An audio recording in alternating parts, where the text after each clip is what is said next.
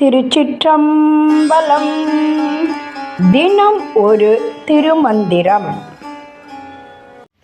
திருச்சிற்றம்பலம்.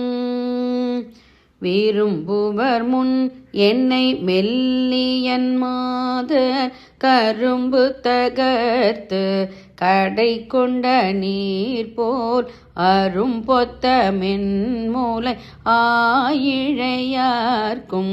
கரும்பொத்து காஞ்சிரங் காயும் ஒத்தேனே. திருச்சிற்றம்பலம். விரும்புவர் முன்னென்னை மெல்லியல் மாதர் என்று தொடங்கும் பாடலை இப்பொழுது நாம் காணப்போகிறோம். முன்னெல்லாம் என்னை இளமங்கையர் கரும்பை பிழிந்து பயனாக கொண்ட அதன் சாறு போல பெரிதும் விரும்பினார்கள். இப்பொழுதோ அவர்களுக்கு கரும்பு போல் நின்ற யானே காஞ்சிரங்காய் போல, அதாவது எட்டிக்காய் என்று சொல்கிறோமே, அந்த எட்டிக்காய் போல நிற்கின்ற நிலையையும் இப்பொழுது காண்கின்றேன் என்று வருத்தப்படுகிறார். இது நமக்காகத்தான் சொல்கிறார் திருமூலர். விரும்புவர் முன்னென்னே மெல்லியல் மாதர் என்று கூறுகிறார். எனது இளமை காலத்தில் மென்மையான இயல்புடைய பெண்கள் எல்லாரும் என்னை மிகவும் விரும்பி பின்தொடர்ந்தார்கள்.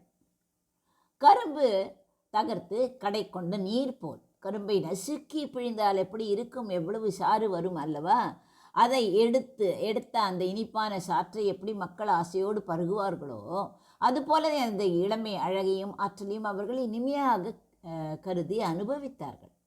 அரும்பொத்த மென்முலை ஆயிழையார்க்கு, அழகிய ஆபரணங்களை அணிந்த அந்த பெண்களுக்கு அன்று நான் இனிமையான கரும்பை போல தெரிந்தேன். இப்பொழுது என்ன ஆகிறது?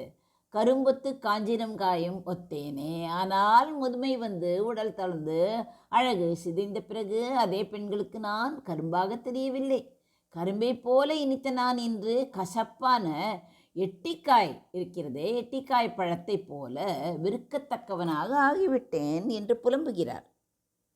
இந்த பாடல் யாக்கை நிலையாமை என்ற தத்துவத்தை உணர்த்துகிறது. இளமை நிலை உடல் வலுவாகவும் அழகாகவும் இருக்கும்போது உலகம் நம்மை போற்றும் கரும்பு சாறு போல இனிமை தருவதாக எண்ணி உறவுகள் நம்மை சூழ்ந்து கொள்ளும். முதுமை நிலை அடைந்து விட்டால் உடல் தளர்ந்து நோய்கள் வந்து அழகு மறையும் போது அதே உறவுகளுக்கு நாம் சுமையாக தெரிவோம். கசப்பான எட்டி பழத்தை கண்டால் எப்படி மக்கள் விலகி ஓடுவார்களோ அதுபோல முதுமையில் மனித உடல் வெறுக்கப்படும். உடல் அழகும் உலக இன்பமும் கரும்பு சாறு போல தற்காலிகமானவை தான். அந்த இளமை கசக்கும் எட்டிப்பழமாக மாறுவதற்கு முன்னரே நிலையான இறைவனை பற்றி நெல்லுங்கள் என்பதே திருமூலர் சொல்லும் செய்தியாகும். காஞ்சிரங்காய் என்பது பார்ப்பதற்கு மிக அழகாக ஆரஞ்சு பழம் போல பளபளபள என்று இருக்கும். ஆனால் அதன் சுவை மிக கடுமையான கசப்புடையது. அது ஒரு நச்சு பழம். இளமையில் அழகாக தெரிந்த உடல் முதுமையில் நோய்களால் கசப்பான காஞ்சிரங்காயை போல மாறிவிடும் என்ற ஒப்புமையை அழகாக குறிக்கிறார் திருமூலர்.